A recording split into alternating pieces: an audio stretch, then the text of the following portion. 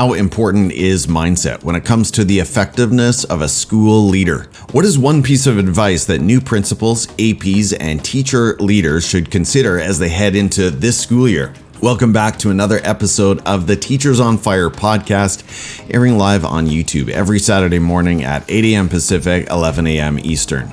My name is Tim Cavey, and my mission here is to warm your heart, spark your thinking, and ignite your professional practice. Today's Teacher on Fire is Dr. Darrin Peppard. Darrin is an author, leadership coach, consultant, and speaker focused on developing emerging leaders and building organizational cultures. He is the best-selling author of the book Road to Awesome and is the host of the Leaning into Leadership podcast.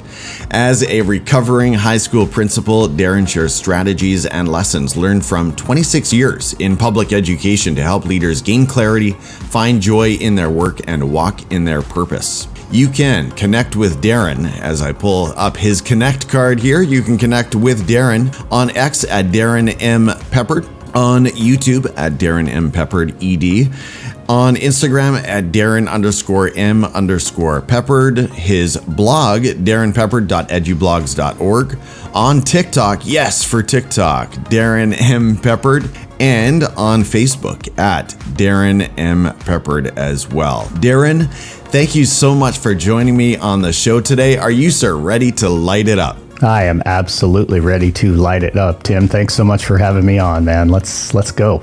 Well, what a pleasure it is. I've always been a fan of your work and enjoy connecting with you whenever the opportunity arises. And we didn't talk about this off air, but I think you did join me here on YouTube, I want to say 3 or 4 years ago. Do you remember that? Yeah, I would say it was at least 3 years ago, maybe closer to 4, but this is not the inaugural appearance for me on Teachers on Fire. Well, Darrin, let's jump into it right away. Before we get into your mission and work, I want to talk about a story from your education or professional journey.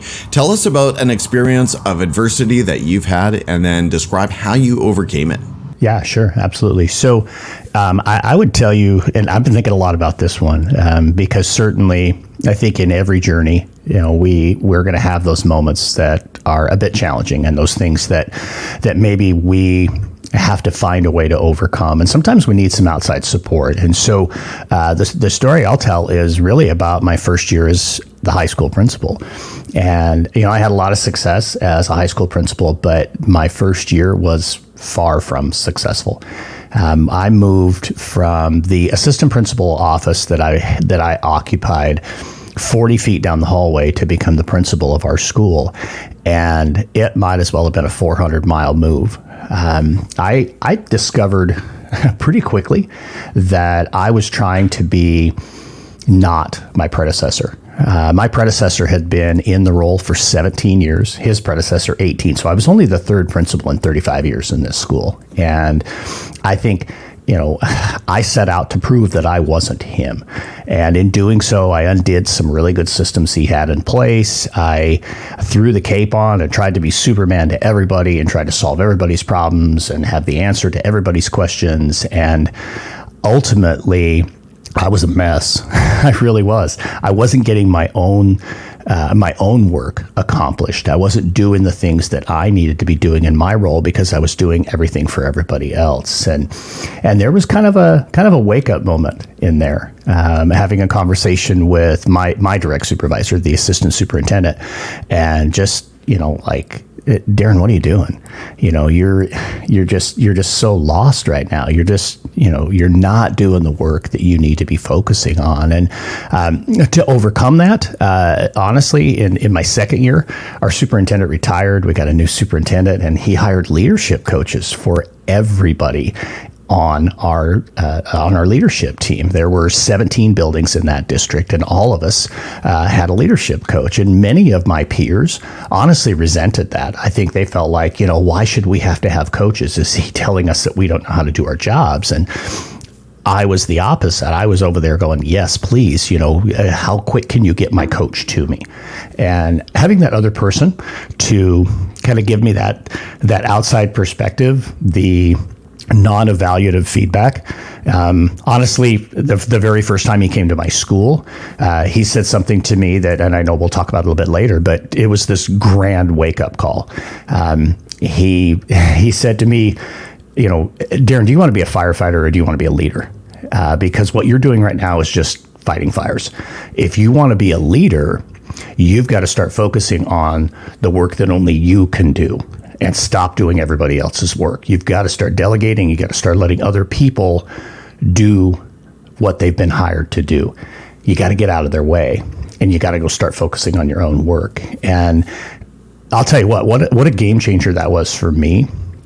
Not only in that I was able to over a period of maybe a year and a half, really get it figured out and move from truly being just a firefighter to really leading my campus and growing other leaders. But secondarily, the work I do now as a leadership coach is a direct branch from that work. I fell in love with coaching my assistant principals and my aspiring leaders and my department chairs. And heck, I pursued a superintendent job because I thought it was going to give me an opportunity to coach even more leaders. The truth there is it doesn't, but I thought it would, right? So going from that person who was just head underwater, breathing through a snorkel, to really being able to lead my campus, big credit to my coach and to having, somebody who was willing to say, hey, let's get you some support, because we all go through those challenges. We all go through those struggles. And for me, that was a really, really great way to overcome it. Coaching is such a unique space, and I think a lot of educators have some misconceptions around what coaching looks like or who a coach has to be. Almost like the coach has to be this perfect embodiment of the master teacher or the master leader, the one who has finally reached it. And I think you would agree that's not necessarily the case. Sure, there needs to be some proficiency and some competence, but really that coach is that person. Thinking about your story, Darrin, I mean, just that person who will come alongside and ask those thoughtful and reflective questions. And sometimes building leaders just don't have that person beside them. So I look forward to hearing more about that. Yeah, absolutely. I want to talk about the books that you've published, Darrin, and you've got 3 on the go, or 3 that have been published, and I think a 4th on the go, which is very exciting. So if I have the years right, and you call me out here, I did a little bit of research. I think 2020 was the first one. Am I right on that? Yep, that's correct. Okay, so we've got Road to Awesome, Empower, Lead, Change the Game. And then I believe in between was Road to Awesome, A Journey for Kids. And then finally, last year, you came out with Road to Awesome, The Journey of a Leader. Love the Jeep there on the front. That speaks of, of off-road adventures, right? Which is certainly a great metaphor for the school leadership journey. So I wanted to ask you about your most recent book, this particular idea of building the positive mindset as a way to elevate the people around you. I wanted to ask you, how significant is mindset? I mean, is it just something we talk about, or does leadership or effective school leadership really start at the positive mindset? I think it absolutely starts with positive mindset. And it isn't just, it isn't just about, showing up with, this positive thought in your head, or, I'm going to be the one that brings the positive energy. That's certainly a part of it. I think a big part too of mindset for leaders is, where do you want to put your focus? And are you really, really clear about what matters to you as a leader? A lot of the leaders that I work with, especially early in the process, they know what's important to them, but they don't necessarily keep that in the front of their mind. It kind of becomes this thing that we've all experienced, right? We get into our school year, and before we know it, we're deep in the weeds, we're doing the work, and we're not focusing on what really matters to us as a teacher, as a leader, whatever our title might be. And I think for leaders, having that mindset that you stay focused on what really matters, that you are empowering the other people around you, and then also, what are you looking for? I think so often in leadership, we get kind of bogged down, and we don't look for the things that we're wanting to see. Whatever we want to see, we're going to find, right?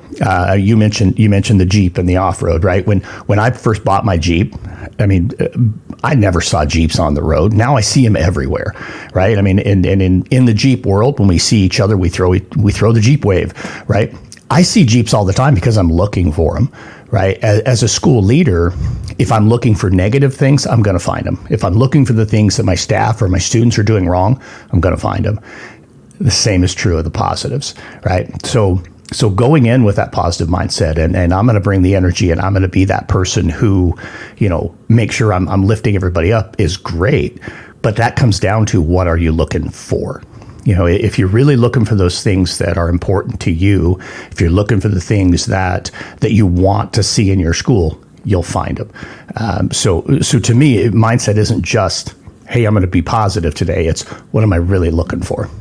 That is so much richer than just being the hype machine. And I'm sure you would say it's great for principals to have some hype, some smiles, some energy, some gratitude around their buildings. That's an important part of the job. But what you just articulated is so much deeper, and it connects with that mission and vision of where are we going as an organization. So I really appreciate that distinction. So good. We've got some comments here. Mel is tuning in again. Great to see you, Mel. She says, good afternoon to y'all from Malawi. Wow. So fun. Wow. And Mark is here as well. He says, what? There's a Jeep Wave? That makes me wonder if Mark has a Jeep there in Abu Dhabi. So good no morning. Kidding. Good evening to you, Mark. That would be a great place to have a Jeep, I would think. Moving right along. So you are, in many ways, the leadership. I don't know how you feel about the term guru, Darrin, but you are certainly a school leadership expert. What are the core ingredients that leadership teams, now we're talking teams for a moment, what are the core ingredients that they need to have in order to succeed? Yeah, I'm glad we're going to talk about this. And I will tell you that this has become just this huge passion of mine, something that I am just so truly, truly invested in. And that's the success of a leadership team. We pour a lot into individual leaders. I mean, people like myself as leadership coaches, we focus on the individual leader. But if we don't think about and really get focused on how leadership teams are successful, the individual piece, we always hear it, there's no I in team, right? Good, successful leadership teams certainly have some real common traits that we don't see in leadership teams that are less than successful. And I would tell you, first and foremost, it's this mutual trust. I don't necessarily think it's that leadership team individuals all have to like each other, although that tends to be the case. It's more that they trust each other. There's this shared accountability that we collectively know what we're responsible for, and you can count on me to do my part. I'm going to step up. I'm going to do what's necessary to ensure that we collectively are working together. The second thing I would tell you about leadership teams that are really successful is they're actually focused on a common goal. Now, we may open a school year with, these are our goals. We want to increase engagement in the classroom. We want to increase assessment scores in these particular areas, or we want to, impact our graduation at a positive rate, or whatever the goal might be. But it's something that's truly shared across the team. It's not something that one individual said, here's what we're going to focus on, or the district said we have to do this. It's we collectively, a group of 3, 5, 10, 13, whatever the size of the team is, we collectively, with our shared voices, have this vision of where we're going to be. We see our school in 9 months this way. And we know collectively, and we have developed collectively the steps that we're going to take in order to get there. And we're going to make decisions that align completely with those particular actions, right? Teams that are less than successful, they don't do that. They just don't do that. I mean, they might say, hey, here's where we want to go, or they have a T-shirt with a slogan or something, but they're not moving in that direction collectively. So, and I know we're going to talk about those who aren't successful. What are some of the gaps there? But I think the last thing I would say with really successful teams is they're commonly checking in and holding each other accountable, and not in a negative way. Accountability has this really negative terminology kind of attached to it, right? Or this negative feel to it. It's not that. Those really successful teams, they don't want to let the next person down. That's what accountability means to successful teams, is I'm going to make sure I get my piece done because I can't let the rest of my team down. I can't be the reason that we didn't achieve these goals, because if we're really going to do this together, I have to do my part. I can't just say, you know what, hey, I didn't get it done today, folks. You know, it's that shared collective vision, shared collective accountability, and then that trust, again, that I think separates great teams from teams that kind of come up short. Yeah. No, I welcome that idea of accountability as well. I imagine Tim and Darrin, they have their, Darrin's the principal, Tim's the vice or the assistant principal. You can't have one person just off on their own doing their own project for a week or two without really checking in and talking about how that is going. And so I think just keeping that communication quick and efficient, but fully transparent is the sort of trust that you're talking about, or the kind of trust that I hear there. And, when you first said trust, I think about this idea of not talking about the other person or the other people behind their backs. And I'm sure you would say that's a part of it. But actually, what I heard you say is that trust in terms of accountability, credibility and dependability. So be someone of your word and deliver on what you say you will do is a great way to build that trust, that I don't have to worry every moment of every day what Darrin's doing over there. I know it's advancing the mission. It's moving the work forward that we shared together. Well, and it isn't just the work. It's also the actions, the communication, like you said too, with trust, that I know you're not saying something different over here. When we really have that shared trust and that shared accountability, that's when I know beyond the shadow of a doubt that every member of my team, the decisions that they're going to make are going to align with the work that we're wanting to get accomplished as well. They're not going to do things that pull us away from our mission. My most recent blog post I just shared yesterday. I talk about why it's okay to say no, and being able to say no to things that pull you away from your mission. If I trust everybody on my team knows when it's appropriate to say yes and when it's appropriate to say no, and that those decisions and all the communication that goes with it aligns with where we're trying to go, that's to me true trust among a leadership team. So yes, let's flip the coin, Darrin. You work with a lot of schools and districts, different teams. You've seen a lot of things. What comes to mind in terms of those factors that just bring down teams and don't let them achieve what they should be? Yeah, I think there are a handful of those. And I mean, it could be very easy to just say everything I just said, flip it over and say lack of, right? Sure. Lack of trust, lack of common vision, lack of accountability between the team. I think a lot of times too, especially, and I see this in a handful of teams that I've worked with or that I am working with, where maybe some things have been said or some harm has been done between the team, and instead of repairing the harm, they just kind of move on, and what that leads to then is you have members of the team who don't trust other members of the team, and so they won't necessarily lean in. So like Nyla said with I think it was her that said about the vibration piece, right? Like we're actually having these counterproductive vibrations that just kind of bounce off of each other essentially, which means we don't have that belief in the person next to us that they're going to get done what they need to get done. One of my favorite stories about a team that had that lack of trust, lack of shared vision, lack of even just understanding of what are we really trying to accomplish.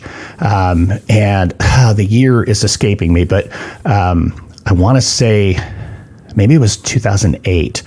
The Olympic basketball team, LeBron James and several others, that did not win a gold medal. Larry Brown was the coach. A lot of star power on that team, but what it came down to with them was, one, they didn't really have a clear shared mission. It was not this is how we are going to go about playing the game. It was, hey, I've got all these star players, I'll put them together and we should be fine, right? That's not how it worked out. Ultimately, it was a team that struggled to move the ball. They didn't understand the international game, and they ended up losing. They ended up taking a bronze medal, and because of that lack of just shared, here's how we will work together. I mean, you've got to have like these collective norms where we know how we communicate, where we know when we're going to be checking in with each other. We know what's going to happen when things get tight. And in the case of that team, they didn't know who was going to do what in certain situations because most of them were the star on their own team. So they expected, hey, I get the ball when things are tight. But then when things were tight, you had 5 people on the floor, all of who expected to have the ball, but only one's going to have it, right? And so because of this just completely fractured communication among the team, they failed. And I see that frequently with other teams where they just don't communicate well. They don't have this shared, this is who we are, this is how we go about our work, and this is where we're trying to go. And man, you see so many different things that come as a result of that. And you've probably seen this in schools, right, where I didn't like the answer that this assistant principal gave me, so I'm going to go to that assistant principal, right? Or I don't like what the principal said, so I'm going to go to this person. And when we start playing that game, and our staff knows, they figure it out very quickly when they can play that game of I can go to this person versus that person. We're not moving in a direction. We're just simply surviving day to day. So there's so many things that happen with those fractured teams. Yeah.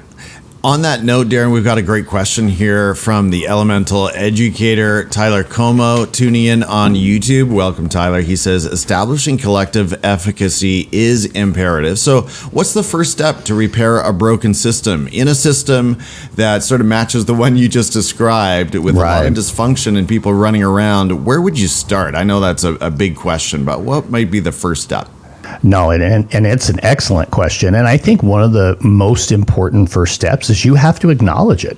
You have to be willing to collectively as a team say, hey, we're not moving in the direction that we want to move. We're not working together as a team. We have this little clique over here. We've got this group that doesn't like each other, whatever, right? You've got to be willing to actually call that out and have that conversation, because if you don't repair the fractures, if you don't start to actually put a label on who you are as a team, you'll just continue to move forward in the same dysfunctional way until eventually somebody will call it out. But I think it's really important as a team that somebody's got to be willing to step up, and it needs to be the primary leader of the group to say, look, this team is not functioning the way we need it to. Here are the reasons why. At that point, that's when you can start to actually put some steps in place.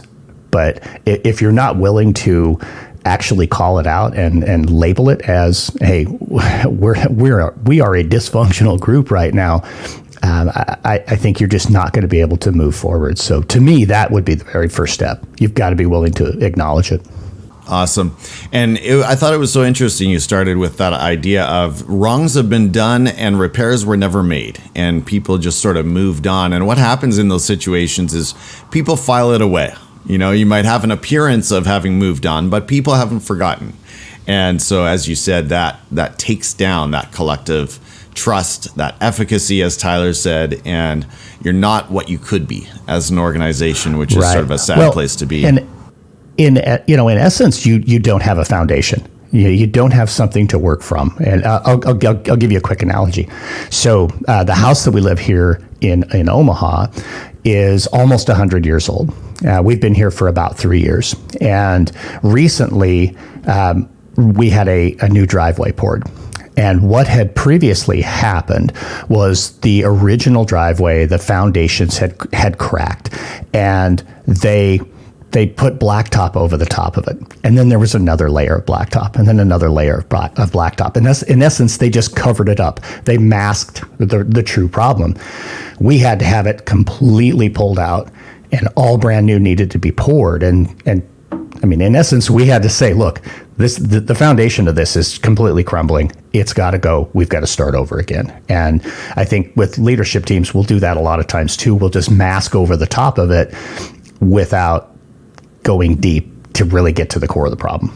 So good. Perfect analogy. Thank you for joining us, Teachers on Fire. If you're getting value from this conversation, give this video a like. Darrin, speak to that new principal, that AP or teacher leader who is starting a new role this fall. And I've sort of included all three categories, although I recognize principals really is your main focus. What are 1 to 2 pieces of advice that you would pass on to that person who maybe is feeling really overwhelmed right now? Yeah, well, and most likely, if you're new in that role, you probably are feeling overwhelmed. And this may seem like I don't have time for this, but you've got to spend some time listening. I think sometimes we come into a new role, and I kind of alluded to this when I took over my principal role, but we pull the cape out of the drawer and we put it on, and we're going to be Superman. We are going to solve everybody's problems. We're going to be the smartest person in the room. We are going to prove our superintendent right because they hired us. They made the choice to make me the principal, and I'm going to prove them right. And we work so hard to be everything to everybody. And oh my gosh, stop it. Just stop it. I mean, like that would be the most important piece of advice I can give you. I'll come back to listen in a second, but holy cow, don't try to be everything to everybody. Right? You've got great people around you. They wouldn't be there if they weren't. You've got to lean into them and trust them. And that takes me back to listen. You won't know what they're capable of. You won't know what they need unless you really spend some time listening to them. Be intentional with that listening. I think honestly, it's one of the most overlooked leadership skills, listening. We think we have to be the doer when in reality, we really need to be the listener. Take it all in, be intentional, maybe put together some type of a listening tour, right?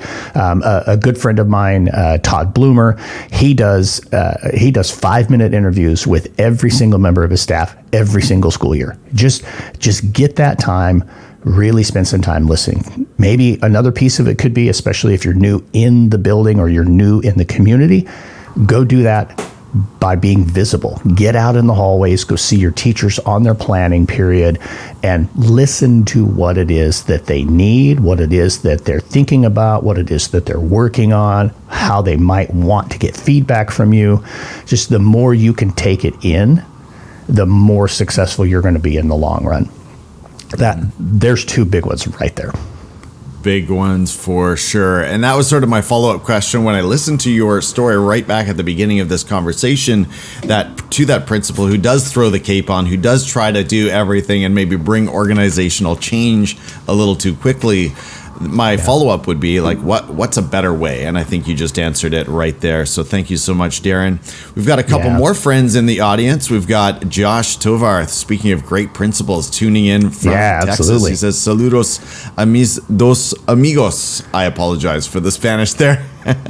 And we've got Mel saying hello to him. And Josh also says, Todd is the man. So another shout out for Todd Bloomer. All right, so we've talked about that new principal. Recently, you gave advice to other building leaders or to building leaders in general, talking about owning their calendars as a way to move from constant firefighting to moving the organization forward. So here's one gentle pushback to that. Doesn't every principal, Darrin, already use their calendar? Don't they have appointments all over the place and aren't they following their calendar? There's really no other way to do it. So tell us more about what you mean. What do you mean by owning it?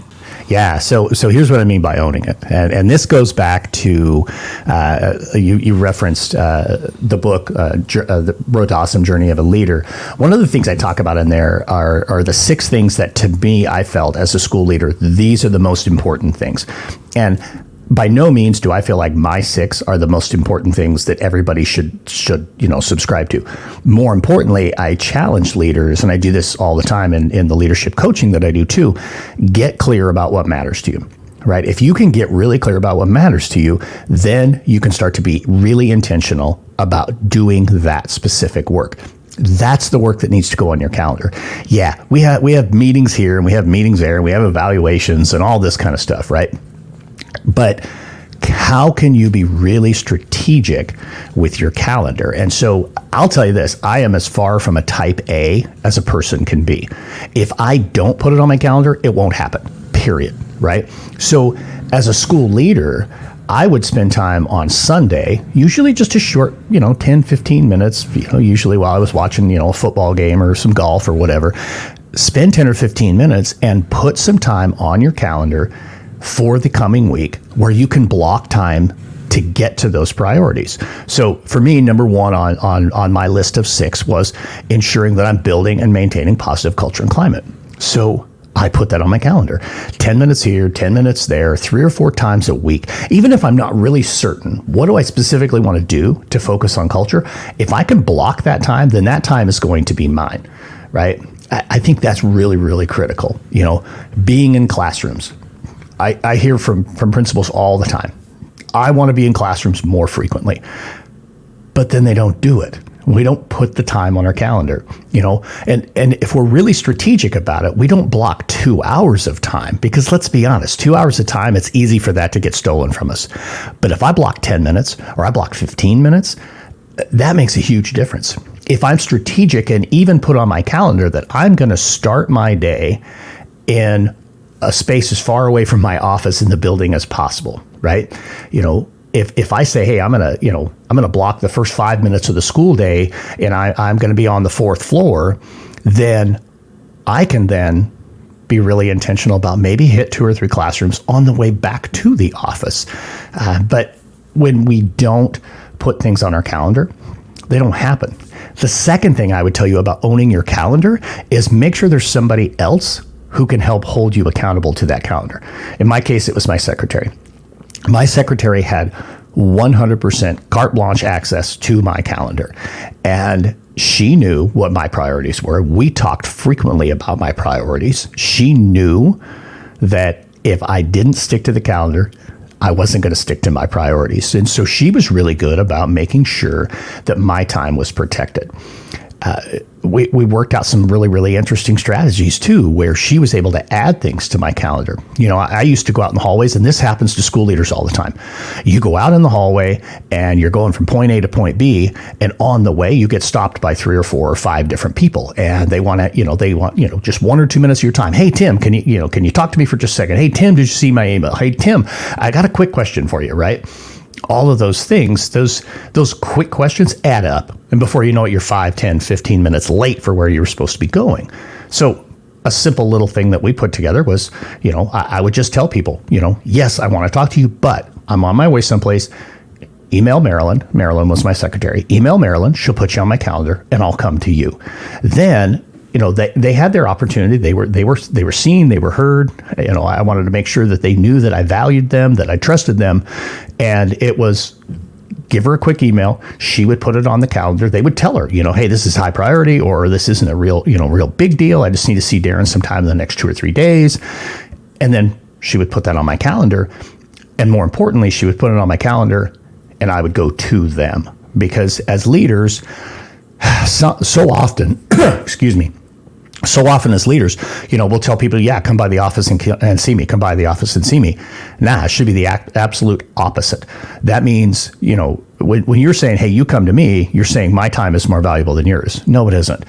The teacher's time is more valuable. If you go to them, then you're saying, hey, your time is really valuable. I'll come and stop by. I'll come see you on your prep. That also increases your availability and your visibility, right? You're out and about more, gives you more opportunity to be in classrooms. if you are really strategic with your calendar, it's amazing what you can get done. I'll give you one more real quick one. Answer emails on your calendar. Block 5 or 10 minutes, 15 minutes, whatever. I always did it at the end of the day. 3:30, boom, I'm doing email. Here's why that's important. When you're in classrooms, you need to be in classrooms, not in the back of the room answering emails. You're not in the classroom. You're just answering emails. No, if you know you're going to answer emails later in the day, you can actually be engaged and focused in the classroom and being the instructional leader that you want to be. So I can give you like 50 other things with the calendar because I'm that guy who has to do it, right? So I just think that's really an important thing. So really take that ownership of your calendar and let your calendar drive your priorities. Thank you so much, Darrin. There was so much gold there. I can't respond to it all, but that was incredible. And I resonate with all of those pieces of advice. And I believe, Darrin, correct me if I'm wrong, but I believe you recently published a blog post on this exact topic. So I would encourage people to go and search that out. Our friend Josh in Texas, principal in Texas, says, when you focus on culture, discipline takes care of itself. We've been in school for 4 weeks and admin has only dealt with 5 kids in the office with a population of 300 at-risk kids. Well, congratulations on that, Josh. That is a tribute to you and your great team. Absolutely. That's super exciting. So I want to chime in on that just really, really quick. I will tell you, I have been at Memorial Pathway Academy where Josh is the principal, and they have a really, really talented staff, a really dedicated staff, and really an eclectic staff. And Josh and his assistant principal work so hard on just focusing on building a culture where everybody is welcomed, where everybody is celebrated. And Josh is right. The more you pour into that, the discipline, it will take care of itself. I mean, the kids at that school are just so proud to be at that school. The staff is so proud to be a part of that staff. And pour into the culture. There's a reason it's number one on my list of things that are really, really important as a school leader, because it sets you up for so much success, or it can absolutely set you up for failure if you don't have that really strong, positive, inclusive culture. So Josh is doing amazing things at MPA. Way to go, Josh. Great tribute there. And on a related note, speaking of culture, I wanted to ask you about this one. Teachers want to feel safe with their principal. They want to believe to their bones that their principal is in their corner and fighting for them, instead of, oh my gosh, Darrin's in the back of my room. It's the principal. Now I'm scared out of my mind. So how did you approach this as a school leader, Darrin? What was 1 or 2 things that you had in mind when it came to building that feeling of safety with teachers? Well, I think, I alluded to this earlier, but, that relationship that you build with every single adult on your campus is absolutely critical. And you won't have the same relationship with every single one of them. Every individual relationship is going to be a little bit different. But if you really invest that time, if you go and spend time with them, and honestly, you mentioned, hey, Darrin's in the back of the room. If the only time you're in their room is when there are kids there, you're not building that relationship of trust. And I'm not saying go spend time in their room on their prep every single day, but you need to make sure that you're intentional about finding time to build that relationship with them, where they know that you know them as a human being, not just as the teacher in room 205, right? And it's not easy. I would tell you it really takes being intentional, and it takes having that I guess that way of showing up, in your mind. Today, I need to make sure I make it to these 5 teachers' classrooms. I haven't had a chance to go see Bradley or Julie or Bruce or whatever, right?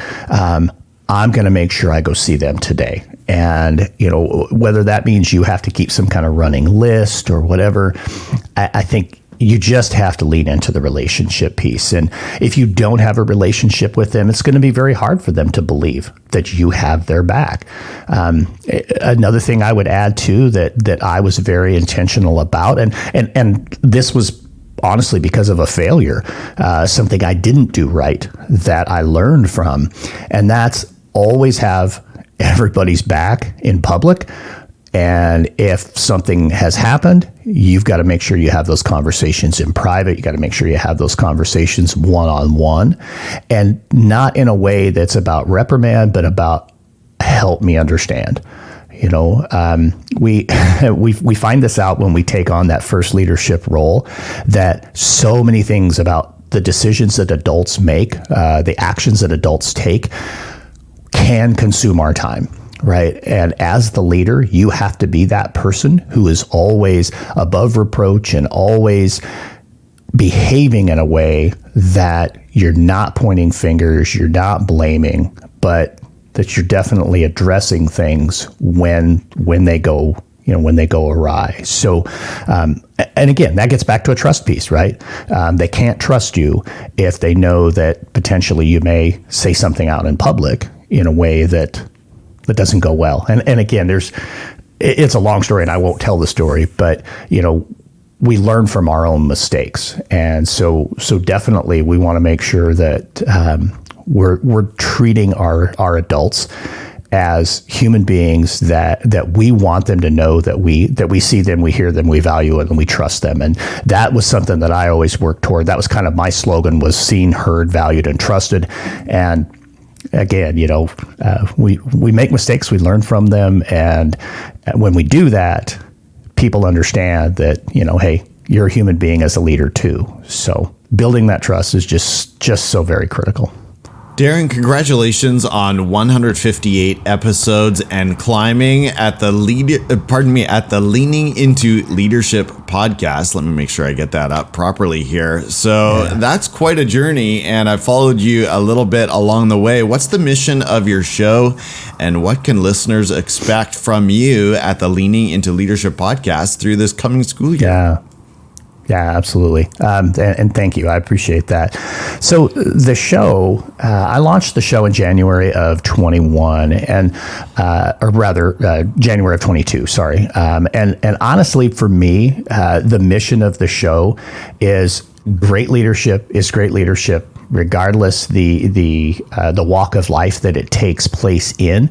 And we as leaders can learn from leaders in all walks of life. I find it fascinating to have conversations with leaders in the education space, but just as much, I love having conversations with leaders that are in different spaces, whether that's in, business and industry, or in the nonprofit space, law enforcement, just so many different types of leaders that I have the opportunity to sit down and have conversations with.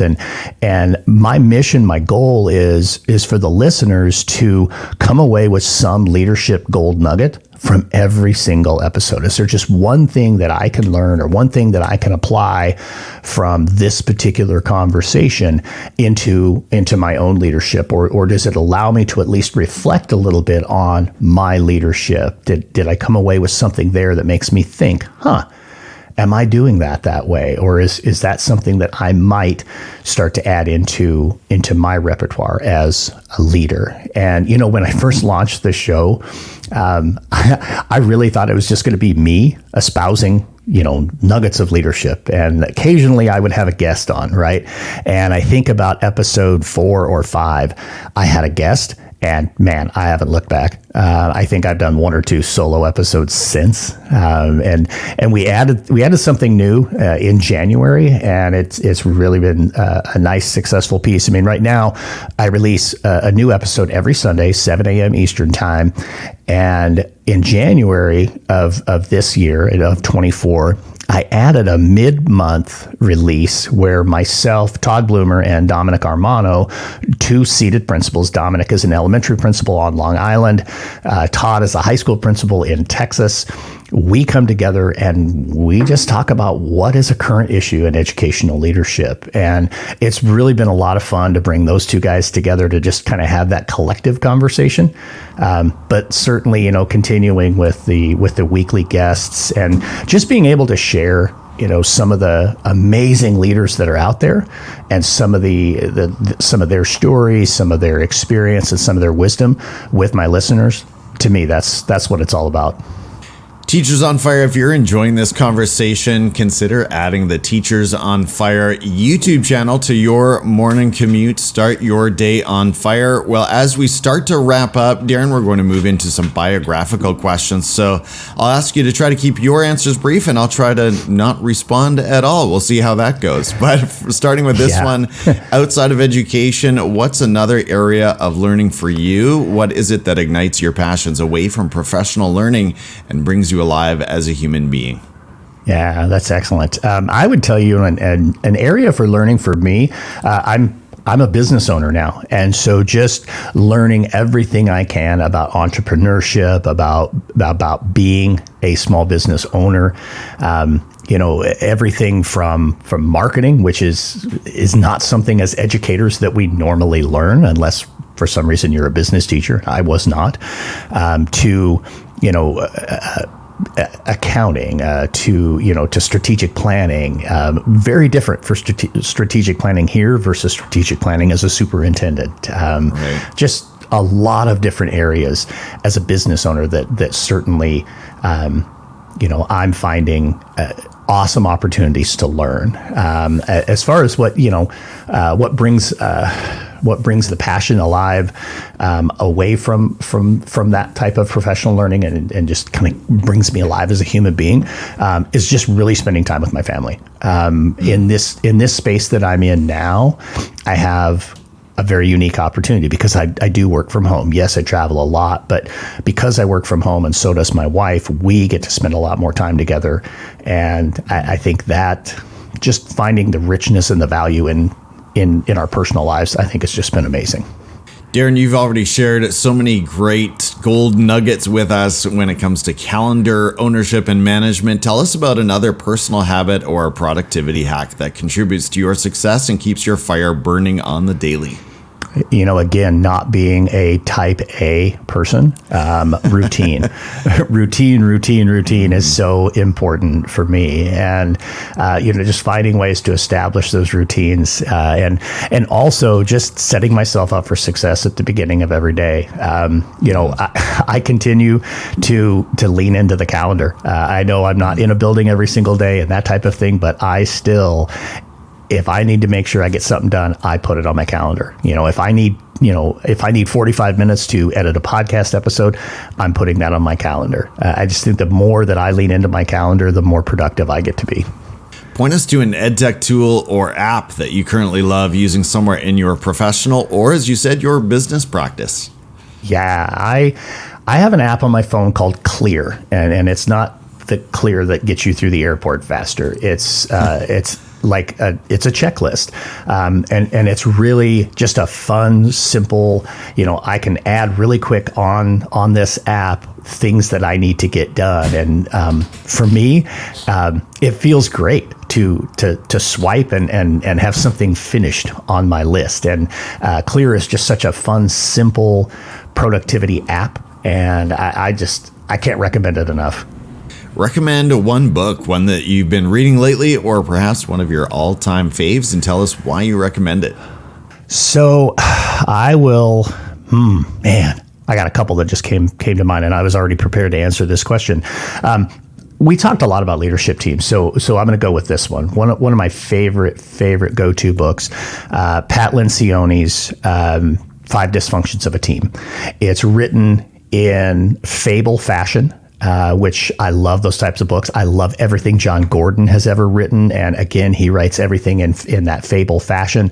But Lencioni's 5 Dysfunctions of a Team really cut to the core. And honestly, the way the book's written even gives some strategies of how do you go from being dysfunctional as a team to being functional, and what are some things that leaders can do in terms of getting that moving forward. I absolutely love that book. Cannot recommend it enough. Tell us about someone that we need to follow on Education X, Instagram, LinkedIn, TikTok, any social media platform. Who is inspiring you these days? Man, I'll tell you, there are a handful, but I'm gonna give you these 2 because I've really enjoyed. Actually, I'm gonna make it 3. I'm gonna say Lauren Kaufman. Lauren is a phenomenal blogger. She's got a new book out, and I just love everything that Lauren writes. Sean Gaillard is one of my very, very favorite people to follow. He's always adding just fun and inspiring pieces in his blog with his podcast. Everything has the Beatles as some type of a theme that runs through it. That's just who Sean is. You know what? I'm going to say Josh Tovar. I know Josh is watching or listening, and I'm not saying it because Josh is watching or listening, but there's another individual right there who is just constantly sharing what other people are doing and just lifting other people up. And then lastly, just for fun, Darrin, I don't know if you've had any time lately to do any video streaming, but what's on your Netflix or Prime or Disney queue these days? Yeah, actually, I stream a lot because I'm in the air a lot. And so I've always got stuff downloaded on my iPad to watch. I just finished on Apple TV. I think it's 7 episodes long. Hijack. Idris Elba is in it. Yes. It's absolutely fun. It's fantastic, but it leaves a lot of questions unanswered at the end, which was a little bit odd. Let's see, I've got the next thing I think I have downloaded and ready to watch is the latest season of Reacher. I love that too. It's good stuff. All right. Darrin, thank you so much for your time today. What are the best ways for the Teachers on Fire listening to follow you and connect with your work? Yeah, absolutely. Well, you had the contact card up earlier. Darrin M. Peppard, literally everywhere. If you're on social media, just connect with me there. I lean pretty heavily now into LinkedIn and Facebook. Really are my two primaries. I mean, you'll find me on X, you'll find me on TikTok and on Instagram, but really LinkedIn and Facebook are the two where I'm going to be hanging out the most. The website is roadtoawesome.net, and every single page there has got a contact us button, so you can hit that button and connect with us, or you could just email me, Darrin@roadtoawesome.net.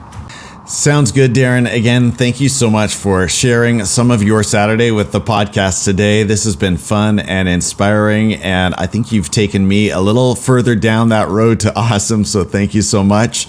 Teachers on Fire, I'm your host, Tim Cavey, and I'm so grateful that you too decided to spend some of your day tuning into this podcast, either on video or audio only form.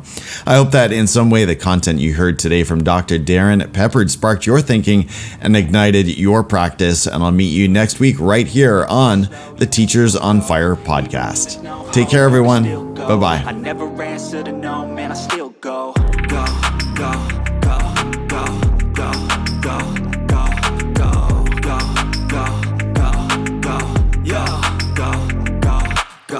Hustle hard, hustle every single day.